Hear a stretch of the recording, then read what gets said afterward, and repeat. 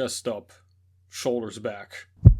Welcome to Revival Fitness, everybody, your home for gains and brains. Today, guys, we're going to rile up a small, but I would say vocal segment of the audience here, and I posed the question, were we wrong about the bro split this entire time?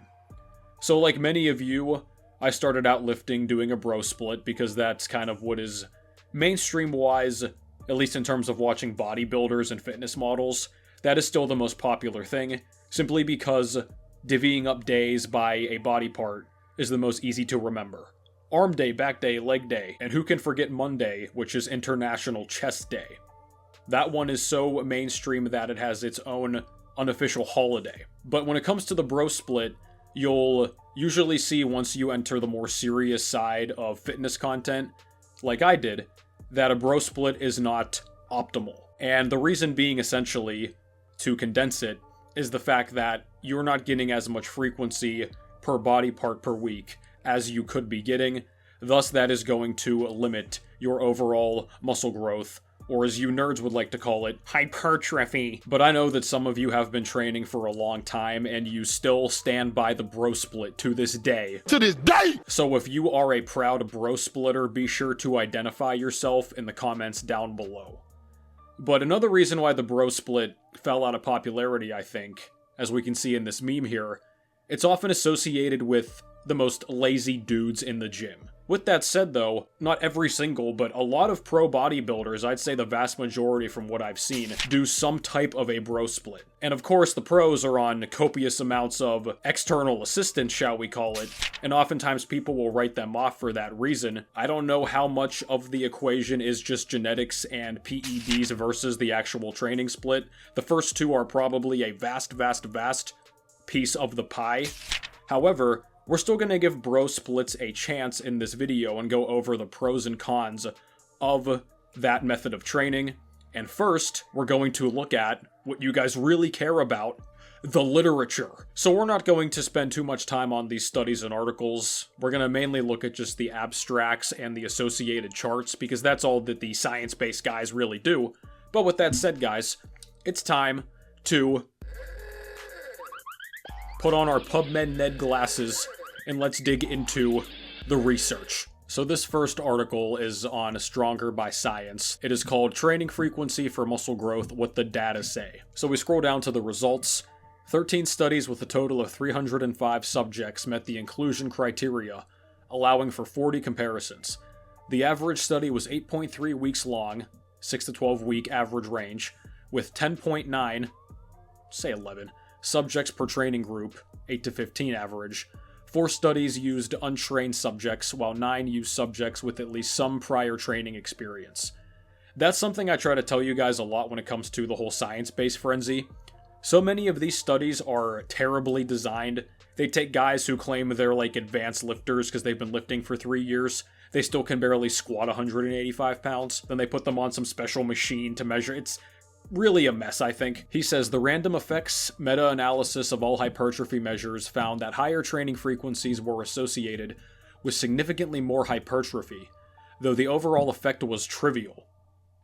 When analyzing only direct or indirect measures of hypertrophy, the story is very similar. On average, subjects in lower frequency groups, n equals 40 comparisons across 13 studies, grew at a rate of 0.42% per week, while subjects in higher frequency groups grew at a rate of 0.58% per week. That difference being 0.16 per week, meaning the higher frequency groups grew about 38% faster on average.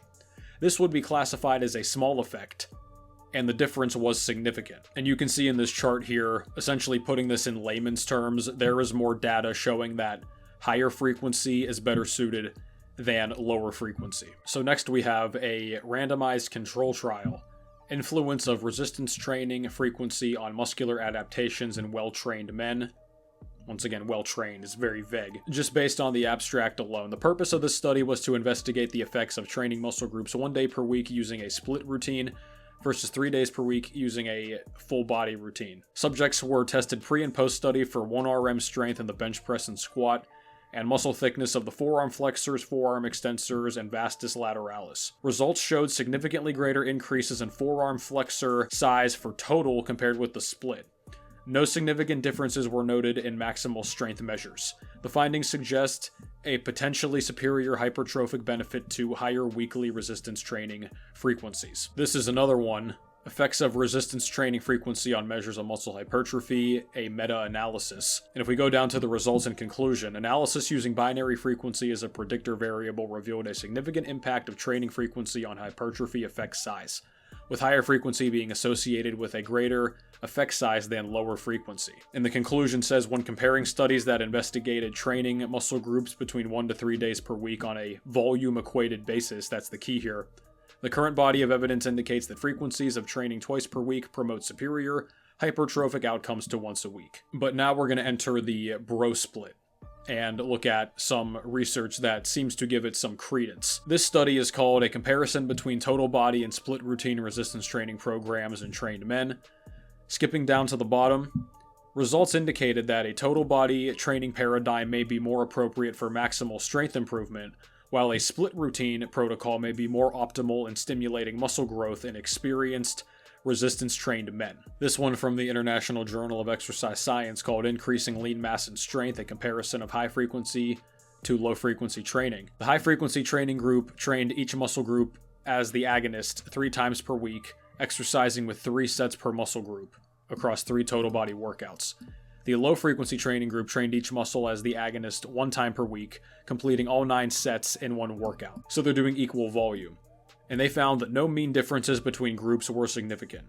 These results suggest that high-frequency training and low-frequency training of equal total sets result in similar improvements in lean mass and strength, at least following 8 weeks of strength training. And this study, called High-Frequency Resistance Training is Not More Effective Than Low-Frequency Training in Increasing Muscle Mass and Strength in Well-Trained Men. The low-frequency training group performed a split-body routine, training each specific muscle group once per week. The high-frequency performed a total body routine, training all muscle groups every session.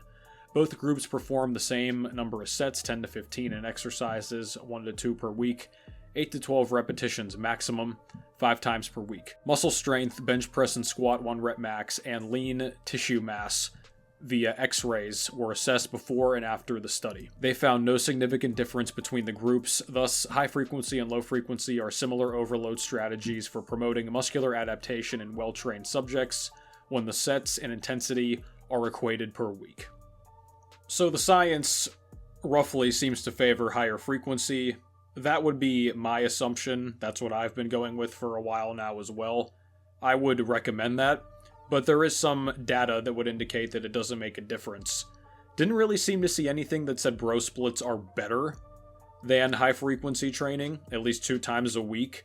So keep in mind that as well. It's not like certain stuff is like, oh, bro splits are clearly better. It's usually just, oh, they're at least as good. And we're going to analyze what the potential pros could be of doing this type of training. So this one is, I suppose, on an app called Heavy. I've never used that myself, but this is just a standard 5-day bro split. So we have chest, back, shoulders and traps, legs and abs, and then biceps and triceps. So we have bench press, incline bench press, push-up, and then cable crossover, pretty standard type of chest day. Barbell deadlift, 4 sets. 4 sets of pull-up, 4 sets of dumbbell row, 4 sets of seated cable row. Shoulders and traps, OHP, seated OHP with dumbbells, shrugs, lateral raises, and then face pulls. On the leg and ab day, barbell squats, glute ham raise, leg extension, standing calf raise, plank, hanging knee raise. Then on arm day, it's packed as you would expect. Curls, close grip bench, hammer curl, tricep push down, preacher curl, tricep extension. So when it comes to the bro split, something that a lot of people overlook and or simply just forget about is exercise overlap. So let's take a look at the pressing muscles, for example. The chest, of course, is going to be hit on this day, but the shoulders are also going to be involved, not really in the cable crossovers to a significant degree, but on the bench, the incline bench, especially that, and the push-up, the shoulders and the triceps are going to work in all of these. Then let's go to the shoulders and traps day. Shoulders worked again. Overhead press, well, we have 2 types of overhead press. The triceps are also worked there as well, so we're already at 2 times frequency per week for the shoulders and the triceps. Then if we go to the arm day, oh, the chest is also hit on this day, so the chest is at 2 times a week. Close grip bench press, that means 3 times a week frequency for the triceps, and the shoulders are going to be worked on the close grip bench press too. And then the triceps have 2 isolation type exercises. So just in this 5-day split, the triceps and the shoulders are hit on this day, and this day. And we could also look at biceps and the back, for example, too. So those are hit on the deadlift, especially on the pull-up, on the dumbbell row, and the seated cable row. So they're all hit on the back day. When it comes to shoulders and traps, the shrugs, I suppose you could classify those as a back exercise too, more upper back. So those are hit there. Same with the face pull. But once again, the biceps are getting at least 2 times a week frequency in this 5-day bro split. And the back is getting at least 2 times as well. So even though on paper the bro split might appear as only 1 time a week frequency, for the majority of the body, it's going to be probably 2 times a week, even if the volume is not exactly the same on both of those days. And that brings us into one of the reasons why a lot of people like the bro split. Simply focusing on one muscle group, or mostly one muscle group per session, for a lot of people it's just mentally easier, and they also enjoy the feeling of the pump that they keep throughout the entire workout. But the flip side of that coin is the fact that your muscles are going to be more fatigued if you're doing all or the vast majority of their volume in one single day. So if you take a back day, for example, and you do deadlifts and pull-ups and rows and cable rows, right? By the time you're at the cable rows, your back is going to be absolutely fried. But you can make the argument that if you just split those 4 exercises up across 2 days per week, you're going to be stronger, tangibly speaking, because you're divvying up that volume. And that's what's interesting too, because a lot of the PPL bras, the reason they love it so much is because they say, oh, well, you get everything 2 times a week frequency on a push-pull leg split. That can't be done with anything else. Even though we just showed it can be done on a bro split.